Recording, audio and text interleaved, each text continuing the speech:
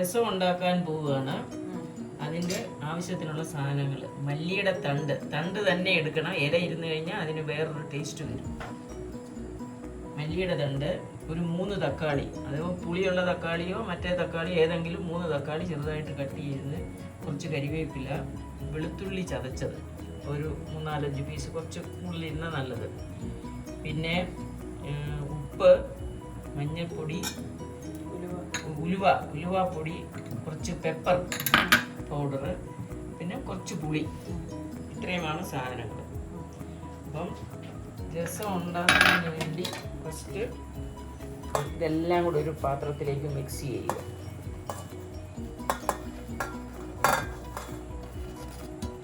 ഇത് അല്പം ഉപ്പിട്ടിട്ട്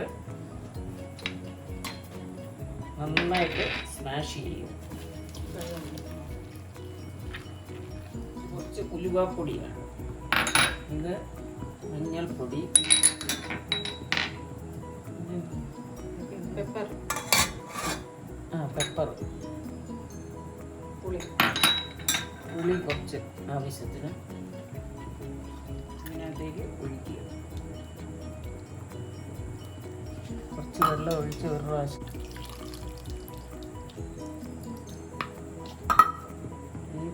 ആവശ്യത്തിന് വെള്ളം ഒഴിക്കുക.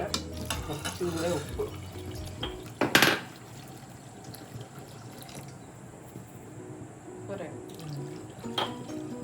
എത്ര ഒഴിക്കണം അത്ര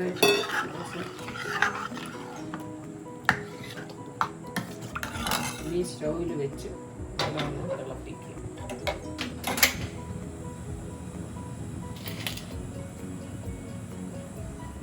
ഇത് തിളച്ച് കഴിയുമ്പോൾ കടുക് വറക്കാനുള്ള സാധനങ്ങളാണ്. കടുക്, കുറച്ച് ജീരകം, ശർക്കര, ഇത് കുറച്ച് വെല്ലം. കടുക് വറുത്ത് കഴിഞ്ഞിട്ട് വെല്ലം, ഇത് രസം പൊടി, പിന്നെ വെളുത്തുള്ളി ചതച്ച, അത് കഴുകി തോലോടുകൂടി ചതച്ചാൽ മതി. ഒരു മുളക്, പിന്നെ കുറച്ച് കായം. ഇത്രയും കടുക് വറുത്തിടാനുള്ള സാധനങ്ങൾ. രസത്തിൻ്റെ മസാല പൊടി, രസം പൊടി ഇതിനകത്ത് ആഡ് ചെയ്യുക. വെല്ലം, അത് കഴിഞ്ഞ് വെല്ലം, ഈ വെല്ലം ഒരു സ്പൂണൊന്നും ഇല്ല, 1/4 സ്പൂൺ എല്ലാം ആഡ് ചെയ്ത് നന്നായിട്ട് തീ കുറച്ചിടുക. ഇതായി ഇതിലേക്ക് കടുക് ഇടുക. ജീരകം, മുളക് ഒന്ന് ചൂടായിട്ട്